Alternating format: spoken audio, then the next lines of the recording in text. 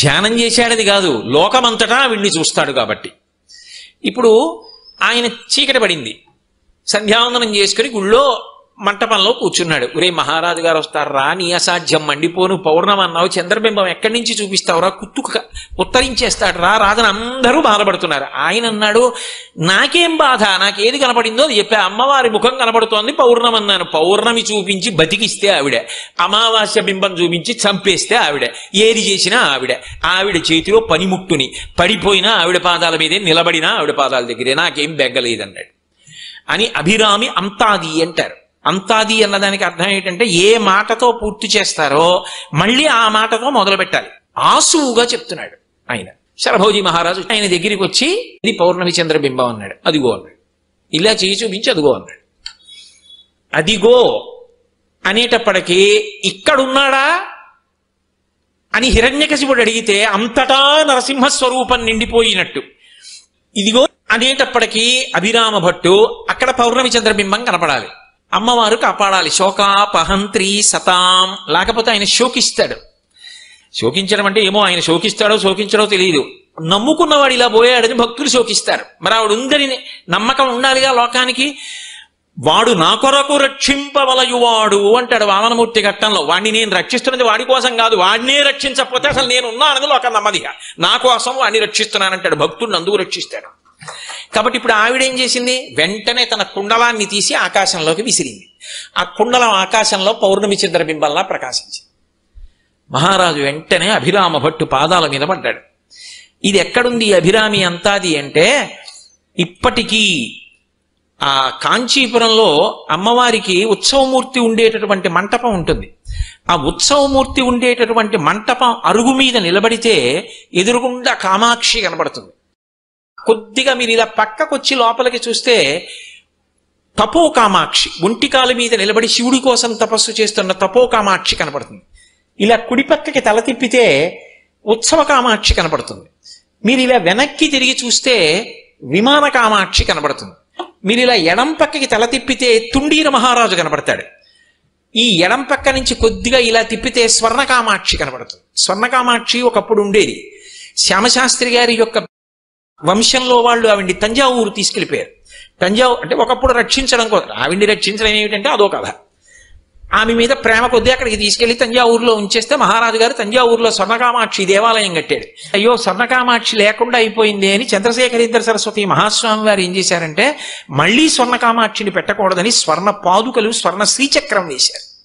అన్నం పెట్టే అమ్మని నేనే అని చెప్పడానికి మీరు ఇలా కిందకొస్తే అన్నపూర్ణం ఉంటుంది. ఈ మధ్యలో రాజశ్యామల, బుద్ధి వైభవం నేనే సరస్వతిగా వీణ వాయిస్తూ ఉంటుంది రాజశ్యామల. చిత్రం ఏమిటంటే క్షేత్రపాలకుడు పూర్ణా పుష్కలాంబ సహిత అయ్యప్ప స్వామి. శ్రీకాంచీ నగరీ విహార రసిక. ఎందుకో తెలుసా, అక్కడ ఓ పెద్ద గమ్మత్తుంది. శోకాపహంత్రి సతాం. ఆవిడ ఎంతమందిని అనుగ్రహించిందండి, ఒకరినా ఇద్దరినా. ఒకప్పుడు లక్ష్మీదేవిని అనుగ్రహించింది. ఇవన్నీ లీలలు. ఒకప్పుడు లక్ష్మీదేవి శ్రీ మహావిష్ణువు దగ్గరికి వెళ్ళింది. ఏదో ఆయన కొంచెం నల్లగా ఉన్నట్టుగా అనిపించాడు ఆవిడికి. అనిపించి పక్కపక్క నవ్వి, ఏమి ఎందుకు నవ్వుతున్నావు అన్నాడు. ఏమిటో క్షీరాబ్ధి తనయని, నేనెక్కడ మీరెక్కడ, ఏమిటా నల్లటి రూపం అంది. ఆయన అన్నాడు, అబ్బో నీ అందం మీద నీకు అంత వ్యామోహం కలిగిందే, విరూపవైపో అన్నాడు. భయంకరమైనటువంటి రూపాన్ని పొందింది. పొందితే ఇప్పుడు నాకు శాప విమోచనం ఎక్కడవుతుంది అంది. కామాక్షిని వేడుకో అన్నాడు. కాంచీపురం వెళ్ళింది. అరూపలక్ష్మి అంటారు. ఇప్పటికే ఆవిడ వంక చూడడానికి భయం వేస్తుంది మనకి. నుదురు అది ఇలా ముడుచుకుపోయి చాలా వికారంగా ఉంటుంది అమ్మవారు. కామాక్షి దగ్గర పూజ చేసిన కుంకం ఇస్తే ఇంటికి వెంటనే తెచ్చుకోరు. ఆ కుంకం పట్టుకెళ్ళి ముందు అరూపలక్ష్మి మీద వేస్తారు. అరూపలక్ష్మి మీద ఆ కామాక్షి పరదేవతకి పూజ చేసిన కుంకం పడితే ఆవిడ మళ్ళీ స్వరూపలక్ష్మి అయింది. మా ఆవిడ ఇక్కడ మంచి రూపాన్ని పొందుతుందని దొంగచూపు చూస్తూ విష్ణువు యువతల వైపుకి నిలబడి ఉంటారు దేవాలయంలో. అందుకే కల్వస్వామి అంటారంటే దొంగచూపుల విష్ణువు. లక్ష్మీదేవి ఓహో కల్వర్రంది అంటే దొంగచూపులతో చూస్తున్నావా, నేను మళ్ళీ స్వరూపం పొందుతానని. అంటే లక్ష్మీదేవికి ప్రవర్తన తెలియదనే దాని ఉద్దేశ్యం కాదు, నువ్వు ఇలా ప్రవర్తించద్దని. ఇందాక కామాక్షంతో ఆవిడ అంతే. మనకి పాఠం చెప్పడానికి వాళ్ళు లీలలు చేసి చూపిస్తూ ఉంటారు, అంతవరకే ఆ సందేశం. అందుకే ఇప్పటికీ కామాక్షి కుంకం పట్టుకెళ్ళి అరూపలక్ష్మి మీద వేసి ఆ కుంకం తీసుకుని ప్రసాదంగా బొట్టు పెట్టుకుంటారు. అక్కడే ఇప్పటికీ ఆ నాభీ కేంద్రం ఉండేటటువంటి ప్రాంతమునకు దగ్గరగా, బిలాకాశం గురించి చెప్పాను కదా, స్తంభం ఉంటుంది, అందులో వేలు పెడితే మెత్తగా తగులుతుంది బొడ్డులా.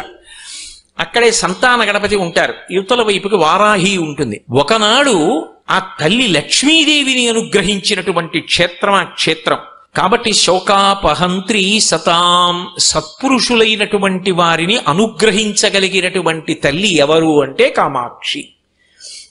అటువంటి తల్లి ఏకా పుణ్య పరంపరా పశుపతే రాకారిణి రాజతే అంటారు ముఖశంకరులు. ఏకా పుణ్య పరంపరా పశుపతే రాకారిణి రాజతే. ఇదో చమత్కారమైన మాట. ఆవిడ ఎవరు అంటే శంకరుడి యొక్క పుణ్యాల మూట అన్నారు. లోకంలో చూడండి, చాలా మంచి భర్త లభించాడు అనుకోండి ఒక స్త్రీకి, ఎంత పుణ్యం చేశావమ్మా, అటువంటి భర్తని పొందావు అంటారు. మంచి భార్య అనుకోండి, మంచి భార్య అంటే అనుకూలవతి అని నా ఉద్దేశ్యం. అనుకూలవతి నాదు మనసులో వర్తించు కులకాంతమదినంత కుందు నొక్కో అంటాడు అలసాని పెద్దన గారు మనుచరిత్రలో. అలా అనుకూలవతి అనుకోండి, ఎంత అదృష్టవంతుడువయా, అటువంటి భార్యని పొందావు అంటారు. మా ఆవిడ దగ్గరికి వెళ్ళి ఎంత తపస్సు చేశావమ్మా, అటువంటి భర్తని పొందావు అంటే ఆయనకి తగ్గదానివి అనడానికి మాత్రం నిన్ను పొగడడానికి లేదు సుమానేనా కాదా?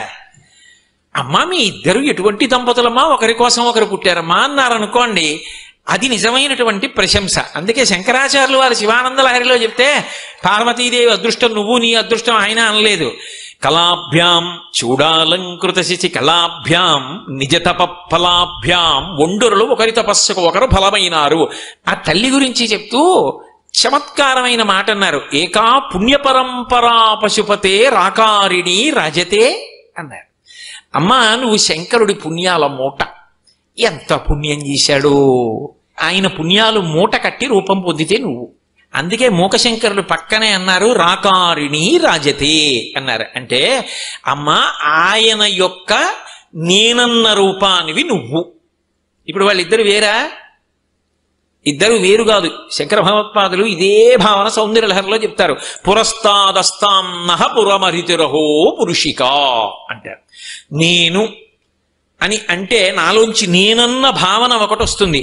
నేనన్న నా భావన ఈ శరీరము నేను రెండు వేరు కాకుండా ఒకటైపోయినట్టుగా పరమశివుని యొక్క నేనన్న భావన రాశీభూతమైతే నువ్వే. నువ్వు రావడం ఆయన రావడమే, ఆయన రావడం నువ్వు రావడమే. ఆయన రూపంలో నువ్వు, నీ రూపంలో ఆయన ఉంటారు తప్ప నువ్వు ఆయన అని రెండు లేరమ్మా.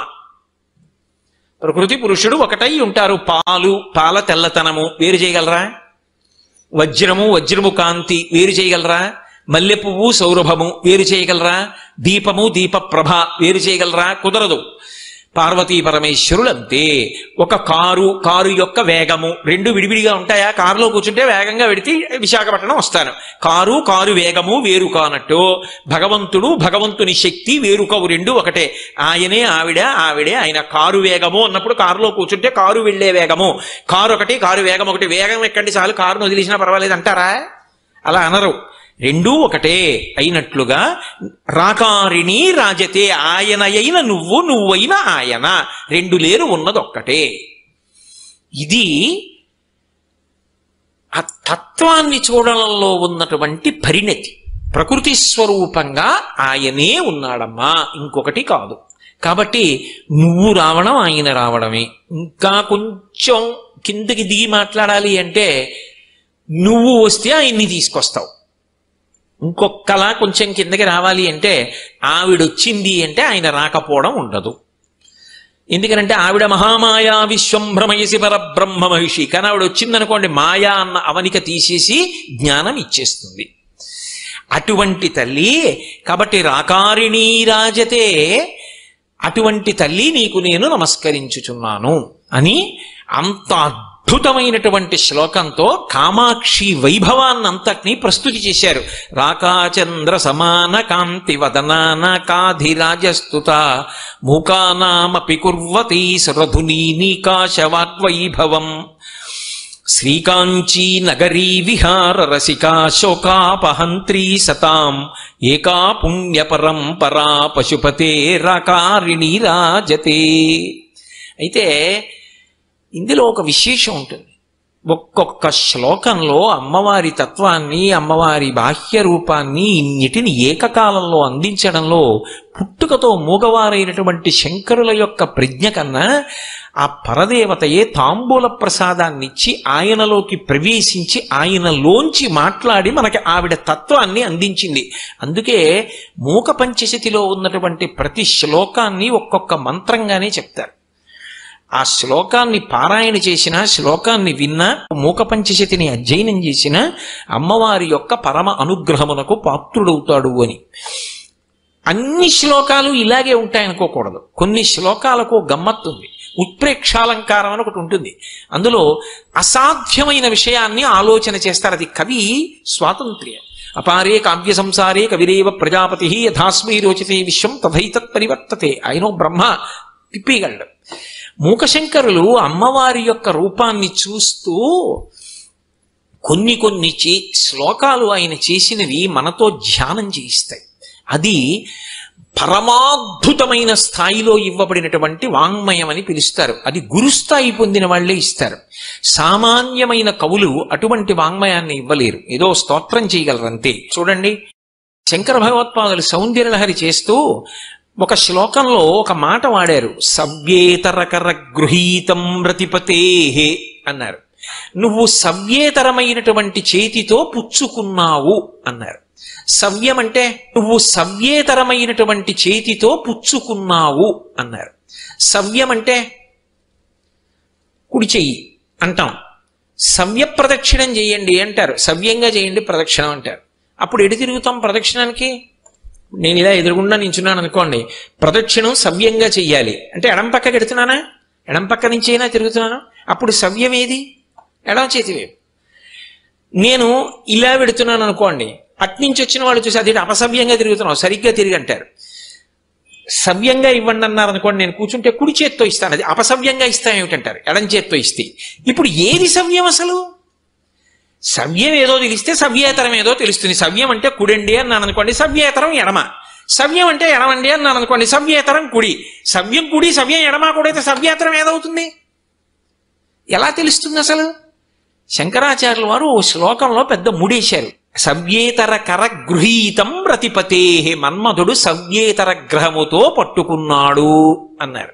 అమ్మవారి కనుబొమల మధ్యలో ఇక్కడ ఎందుకు కలిసి లేదు అని ప్రశ్న వచ్చింది. భ్రౌ భుగ్నీ కించిత్ భువన భయభంగ వ్యసనిని అని. ఇది మన్మధుడి యొక్క విల్లు అన్నారు శంకరాచార్యుల వారు.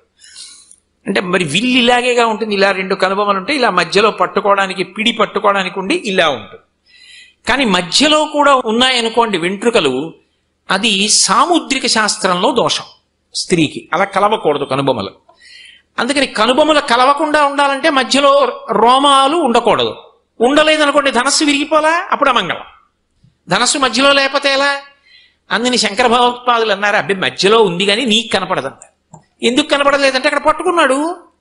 మరి ధనస్సును పట్టుకోరు మధ్యలో, అందుకని నీకు కనపట్టలేదు కాబట్టి అక్కడ లేదన్నారు. ఏ చేత్తో పట్టుకున్నాడన్నారు? సవ్యేతర గృహీతం ప్రతిపతే, సవ్యం కాని చేత్తో పట్టుకున్నాడన్నారు. ఇప్పుడు ఎడం చేయి కాని కుడి చేత్తో పట్టుకున్నాడా, కుడి చేత్తో కాని ఎడం చేత్తో పట్టుకున్నాడా తెలిస్తే తప్ప శ్లోకం అర్థం అవ్వదు అసలు. అమ్మవారి కనుబొమల దర్శనం అవ్వాలంటే ఆ శ్లోకంలో మన్మధుడు ఏ చేత్తో పట్టుకున్నాడో తెలియాలి.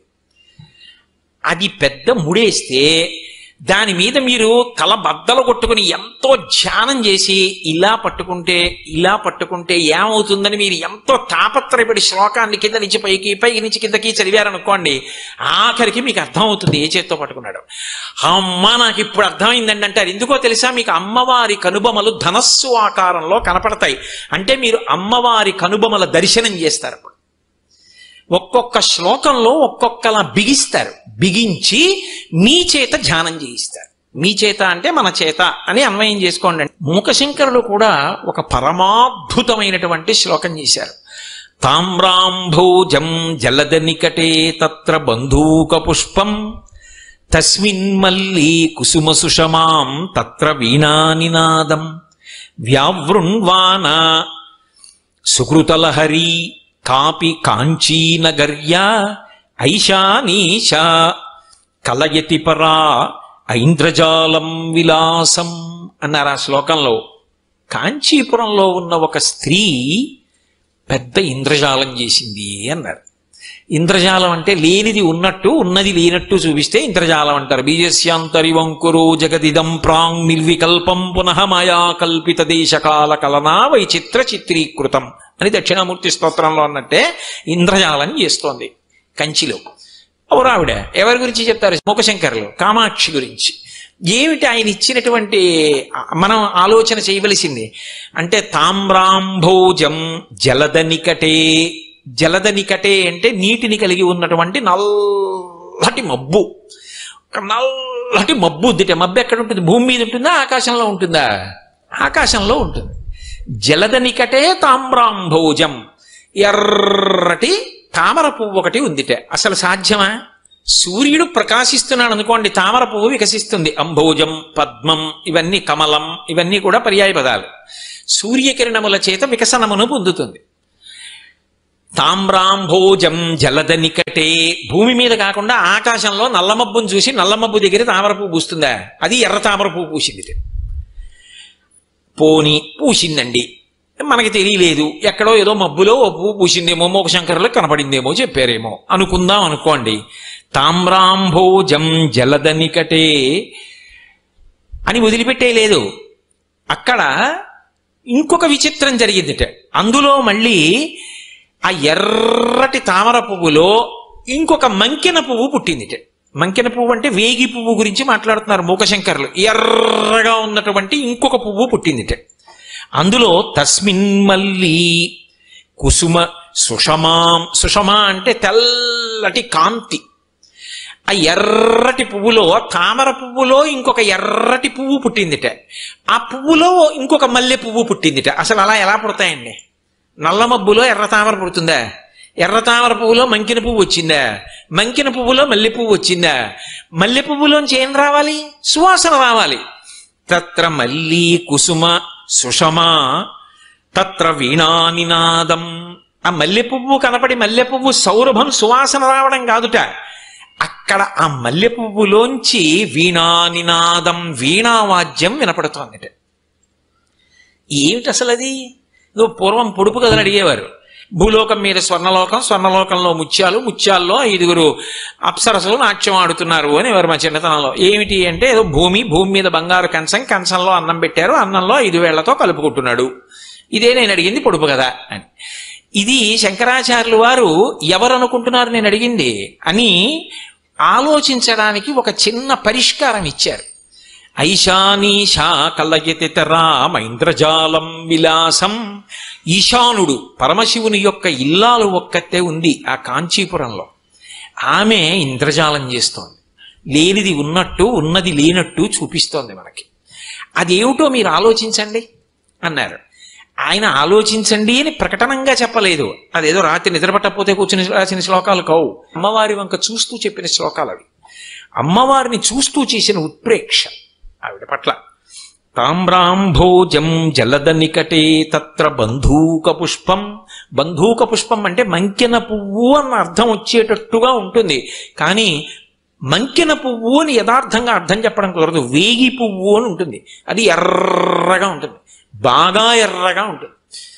అదే ఎర్ర తామర అనుకోండి, పూర్తిగా ఎర్రగా రక్తం రంగులో ఉండదు, ఎరుపు తెలుపులతో ఉంటుంది. మీరు ఎప్పుడైనా ఎర్ర తామర దగ్గర పెట్టుకు చూస్తే దాని రేకుల యొక్క మొదలు భాగంలో తెలుపు ఉంటుంది. దగ్గరగా పెట్టుకుని మీరు పరిశీలనం చేస్తే భాగవతంలో చెప్తారే, జలజాంత స్థిత కర్ణికం తిరిగిరా సంఘంబులయ్యున్న రేకులు సంతంబన కృష్ణునిందిరిగిరా కూర్చుండి వీక్షించుచున్నట్టుగా రేకులు దుద్దు చుట్టూ ఉంటాయి.